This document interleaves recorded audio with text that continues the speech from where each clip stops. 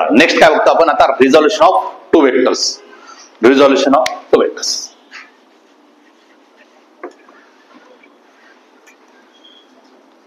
Resolution of two vector. Resolution म्हणजे काय, आता काय केलं होतं आपण, दोन वेक्टरला मिळवलं होतं, एकत्र केलं होतं. आता काय करणार, एका वेक्टरला दोन तुकडे करणार. म्हणजे काय, splitting of a two vector, splitting of a single vector into two vectors. कळालं का? हा, रिझल्टंट वेक्टर म्हणजेच मॅग्निट्यूड. आणि रिझल्टंट कसं ओळखायचं, डायग्राम मध्ये आलं तर कसं ओळखायचं, जो तिरकस असतो तो काय असतो, रिझल्टंट असतो. पुढे जाऊन विचारणार मी तुम्हाला, इथं काय हा काय रिझल्टंट. रिझल्टंट का बोलले, कारण की काय तो तिरकस आहे, तिरकस असेल तर काय असेल तो रिझल्टंट असेल. ठीक आहे, बघा आता हा तिरकस आहे, बरोबर आहे ना, हा तिरकस आहे, याला मी आर म्हटलं. ठीक आहे, आता व्यवस्थित समजून घ्यायचा, हा जो तिरकस आहे, या तिरकसने दोन गोष्टी होऊ शकतात. या तिरकसला या पद्धतीने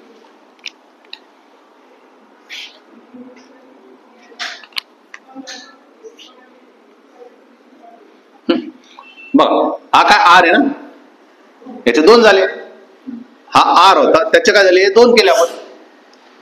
मग मी काय म्हटलं, इथं सपोज यांनी इथं थिटा अँगल बनवला आणि इथं थिटा अँगल बनवला. क्लिअर आहे, एकदा एक्स ऍक्सिस सोबत बनवला, एकदा कशासोबत बनवला, वाय सोबत. आणि मी तुम्हाला काय सांगितलं, जिथे थिटा तिथे काय कॉस थिटा, जिथे थिटा तिथे कॉस थिटा. बस एवढीच कन्सेप्ट लक्षात ठेवा, 12 पर्यंत विसरत नाही ऑटोमॅटिक. जिथे जिथे काय कॉस थिटा. मग इथं थिटा आणि इथं अँगल बनवला म्हणून इथं काय लिहिलं तुम्ही, कॉस थिटा. इथं काय लिहिणार, साइन थिटा. इथं थिटा बनलाय म्हणून तुम्ही इथं काय लिहिणार, कॉस थिटा. इथं काय लिहिणार, मग कुठं कॉस थिटा लिहायचं, कळालं? ओके, हा काय आर आहे, इथं काय लिहिलं आर कॉस थिटा, इथं काय लिहिलं आर साइन थिटा, इथं काय लिहिलं आर कॉस थिटा आणि इथं काय लिहिलं आर साइन थिटा. सिंपल आहे. कसं तोडलं, कळालं? काय डाऊट आहे? स्प्लिटिंग कळाले? हा, हेच तर केलं होतं आपण जेव्हा अगोदर सॉल्व्ह केलं, त्याच्यामध्येच केलं होतं, R X square plus R Y square म्हणजेच आर भेटला होता. हेच केलं होतं आपण. परत काय केलं, कळालं का? आता बघा, माझं एक डोक्यात अजून एक कन्सेप्ट लक्षात ठेवायचे, जो तिरकस असतो ना तो दोघांच्या मध्ये आला पाहिजे. जो तिरकस तो कशामध्ये आला पाहिजे, दोघांच्या मध्ये, म्हणजे एक्स आणि वायच्या मध्ये आला पाहिजे. जसं की हा तिरकस आहे म्हणून इकडे एक्स टाकला आणि इकडे वाय टाकला. लॉजिक कळालं? इकडेच एक्स का बरं घेतला, कळालं का? कारण की याला काय करायचं, मला मध्ये घ्यायचंय. समजलं इथपर्यंत? जायचं पुढे. बघा आता वेगवेगळ्या पोझिशनला असेल, सपोज हा माझ्याजवळ एम आहे आणि याने इथे अँगल म्हणा थिटा, तर तुम्हाला कळालं काय करायचं, इथं काय लिहू, एम कॉस थिटा, इथं काय लिहू, कळालं का नाही? सपोज आता असं आहे आणि इथं नाव दिलं पी आणि या पी ने सपोज इथं अँगल बनवला थिटा, तर इथं काय लिहू, इथं काय लिहिणार पी कॉस थिटा आणि इथं काय लिहिणार, कळालं का? इकडेच का बरं आला, आता कळालं काय? हे याला या साईडलाच का बरं एक्स घेतलं, कारण की आतापर्यंत इकडे घेत होतो, आता इकडे घ्यावं लागलं. का बरं? कारण की रिझल्ट माझा त्या पद्धतीने आला, त्या क्वाड्रंट मध्ये दिसायला लागला. बा नेक्स्ट, आणि याचं नाव जर मी क्यू म्हटलं, आता कुठं राहिलं, कोणता एक्स, कोणता असा एक्स घ्यावा लागेल आणि असं वाय घ्यावं लागेल. हे तर कळतंय ना? सपोज इथं थिटा म्हणला तर काय लिहिणार, इथं क्यू कॉस थिटा लिहिणार आणि इथं काय लिहिणार, क्यू साइन थिटा. कळालं का? क्यू कॉस थिटा आणि क्यू साइन थिटा. सपोज आता हा झेड बनलाय, कुठं बनणार आहे, असा आणि असा, बरोबर की नाही? आणि सपोज इथं अँगल बनला तर इथं काय लिहिणार, झेड कॉस थिटा लिहिणार आणि इथं काय लिहिणार, काय डाऊट आहे आता? समजलंय?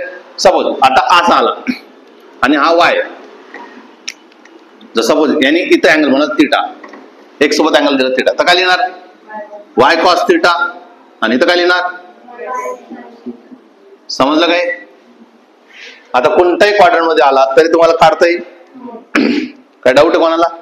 हे बघा, या क्वाड्रंट झाला, हा क्वाड्रंट झाला, हा क्वाड्रंट पण झाला आणि तिकडचा एक क्वाड्रंट, हा पण क्वाड्रंट झाला. समजलं का? क्वाड्रंट मध्ये कुठेही येऊ द्या आता अँगल, अँगल कुठला देऊ द्या त्यांनी, तर तुम्हाला काढता येईल ना, थिटा वगैरे लिहिता येईल ना. आता मी जर म्हटलं असतं इथं, इथं थिटा म्हणला आणि मी इथं म्हटलं सपोज हे, तर कसं लिहिणार, इथे या साईड काय लिहिणार, ए कॉस थिटा आणि इथं काय लिहिणार, ए साइन थिटा. काय डाऊट आहे? समजले इथपर्यंत? नक्की समजलं? कसं तोडणार आहे कळालं? याच्यावर मॅग्निट्यूड, आता याच्यावरून डायरेक्शन पण कळतं ना. याच्यापासून त्यांनी एवढा अँगल बनवला म्हणता येईल ना मला, इथून एवढा अँगल बनलाय, डायरेक्शन कळायला लागलं. माझी डायरेक्शन कुठे आहे? हा बल्ब, ट्यूबलाईट कुठे आहे? ट्यूबलाईट कुठे आहे? इथून अशा अँगलवर आहे. काय म्हणणार अशी गेली नाही ना, म्हणता येईल डायरेक्शन कळाले आपल्याला, इकडेच येतो. तेच तर केलं आपण. इथं काय काढलं आपण? मॅग्निट्यूड पण काढला आणि डायरेक्शन. मॅग्निट्यूड काढायचं असेल तर काय केलं आपण? कोएफिशियंटची स्क्वेअरची ऍडिशन. आणि अँगल काढताना आपण काहीच केलं? Tan theta. का बरं टॅन थिटा यूज करतो? कारण की आपल्या जवळ काय आहे? अपोजिट आणि ऍडजस्टंट अवेलेबल असतं. क्लिअर आहे? आता मोस्ट आयएमपी वर चर्चा करतोय, आता व्यवस्थित समजून घ्यायचे. Angle between any two vectors. Angle between any two vectors. कोणत्याही दोन वेक्टर्स मधला अँगल काढायचा. जसं की थिटा वगैरे आहेत ना, त्याची व्हॅल्यू आपल्याला काढून घ्यायची. कोणते? आता तुम्हाला एक अँगल दिला असेल त्याच्यामधला अँगल काढायचा आहे.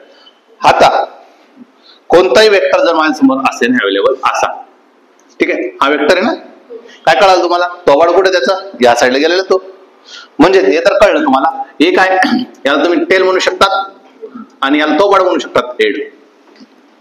कळलं का? टेल आणि हेड. आता मी शब्द वापरतो टेल आणि हेडचा वापरणार आहे, किंवा स्टार्टिंग पॉईंट एंडिंग पॉईंट असंही बोलू शकतात, काय अडचण नाही. पण आता टेल आणि हेडनी आपण जाऊया, कारण की भरपूर जण काहीच करतात स्टार्टिंग पॉईंट आणि एंडिंग पॉईंट. आपण काहीच करतो टेल आणि head. Angle is measured. Angle is measured. कोणता अँगल मेजर करणार आहे? स्मॉलर. कोणता अँगल मेजर करणार? स्मॉलर. पहिली कंडिशन आहे स्मॉल अँगल मेजर करायचं. कोणता अँगल मेजर करायचं? स्मॉल. Smaller than 180.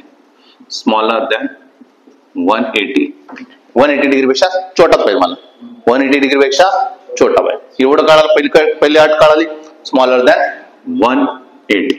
आणि दुसरा महत्वाचं केस, स्मॉलर दॅन 180. आणि दुसरी केस आहे connection should be, connection between two vectors. Connection between two vectors should बी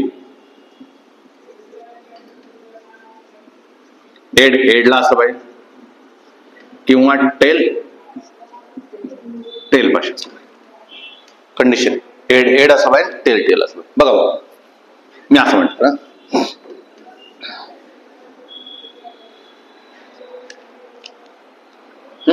हा ए वेक्टर आहे, हा तुमचा बी वेक्टर आहे. तर यांच्यामधला आता इथं कोणतं कनेक्शन झालं? टेल आणि 180 पेक्षा लेस आहे. मग मी सपोज इथं म्हटलं 30 डिग्री. इथं 30 डिग्री म्हटलं तर तुम्हाला तर कळतं ना, या साईड किती झालं असतं? 150. कोणतं घेणार? 30 डिग्री उचलावं लागेल. का बरं 30 डिग्री? 30 डिग्री कळालं का? Smaller angle. मग 150 पण 180 पेक्षा लेस आहे. पण जर मी घेतलं याला, जर मी घेतलं व्यवस्थित समजा, हा बी वेक्टर जशा तसं आहे ना. आणि तुम्हाला काय सांगितलेलं आहे? वेक्टरकडे काय ताकद आहे? Vector can be shift parallelly anywhere. कुठं पण तो पॅरलली जाऊ शकतोय.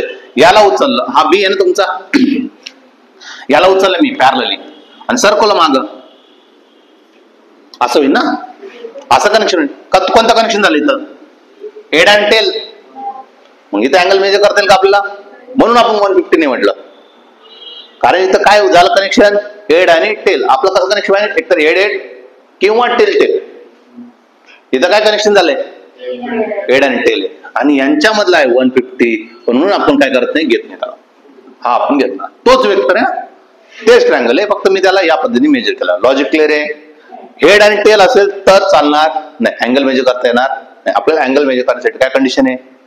माझं हेड आणि टेल असणं कंपल्सरी. कळलं?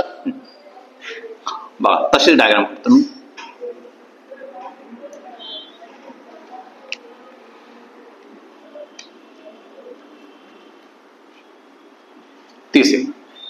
आता किती? आता मी जर बघितलं, इथं बघितलं तर काय लक्षात आलं? हेड अँड टेल आहे. आपलं काय पाहिजे? हेड पाहिजे किंवा टेल पाहिजे. चला मग याला पॅरलल शिफ्ट करून इकडे आणायचंय.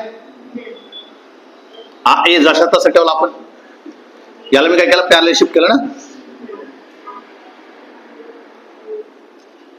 असा होता तो वाडा ना. इथे किती? 30 आहे. म्हणून तर आखीच झाला. 150 डिग्री. मग थिटा किती घेणार तुम्ही? नाही, थिटा किती घ्याला आपल्याला? 150 डिग्री उचलावं. कळालं का? थिटा किती घेतला? 150. सेमच दिसतं ना डायग्राम. डायग्राम सेम दिसतं पण डायरेक्शन मॅटर करते. डायरेक्शन कसं करते त्याला मी पुढे शिफ्ट केलं. कसं लक्षात आलं? 150 डिग्री. काय डाऊट आहे? आता बघा तीच डायग्राम खेळतो मी मग.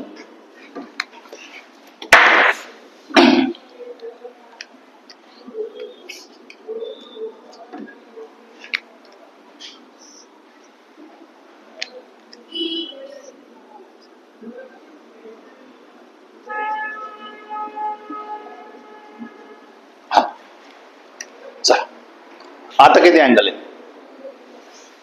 त्यासाठी अँगल किती? ए आणि बी चे.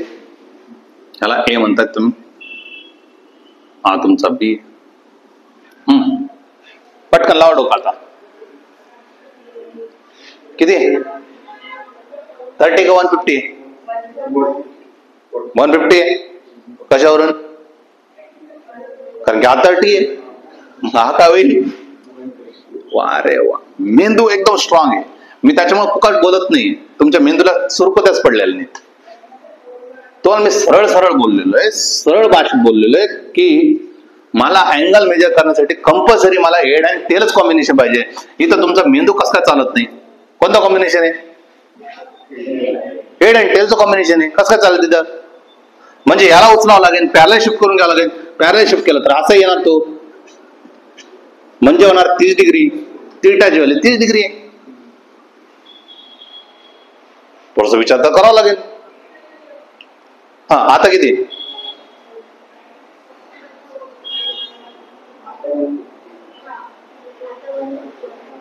आता किती होईल? 150 बनेल ना. कारण हा कोणता अँगल मेजर करावा लागेल?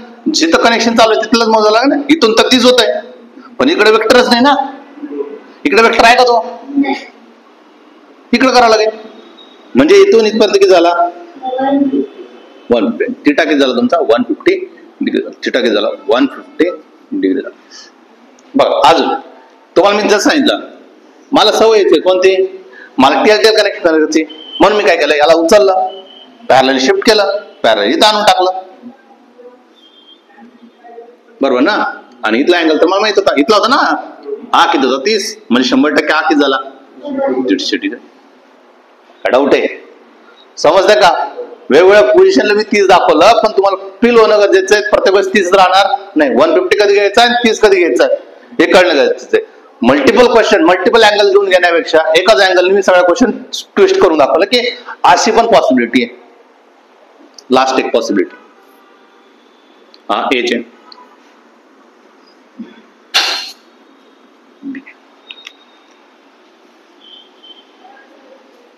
हा किती आहे?